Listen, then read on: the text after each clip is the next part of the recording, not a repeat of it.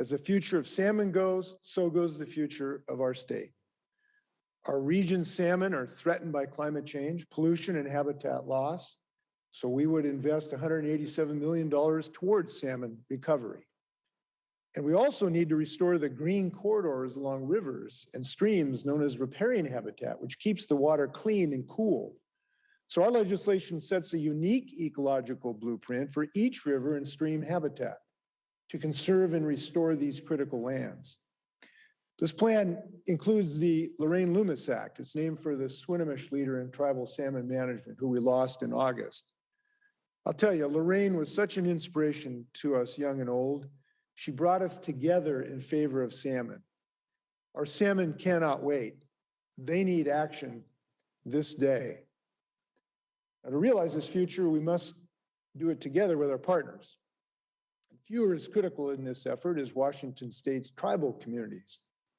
So I'm introducing legislation that provides a stronger, clearer consultation process for projects that get funding through the Climate Commitment Act.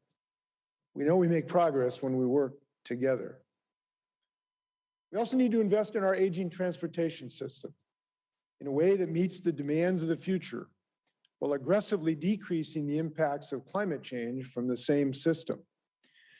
We need more transportation and less pollution at the same time.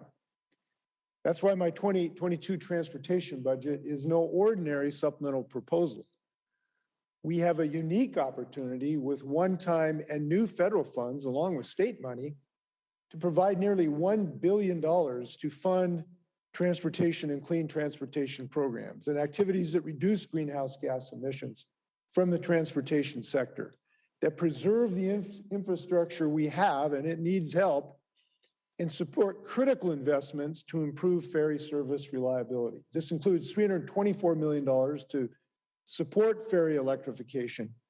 Look, we desperately need boats, cleaner boats, to give Washingtonians a reliable ferry service. Now, to legislators, if you have bigger ambitions or bolder ideas in transportation, and I'm encouraged that some of you do, I'm really ready to engage and discuss and support your further efforts. My budget also supports increased diversity and inclusion in the transportation sector by addressing disparities in hiring and recruiting a diverse workforce at these entities. The broader transportation system remains our #1 emitter of greenhouse gases that pollute our air and water and drive climate change. Last session, this legislature passed historic laws to reduce emissions, including the Climate Commitment Act. And we must not hesitate to take action this day to implement these laws. And we need a clean fuel standard as well.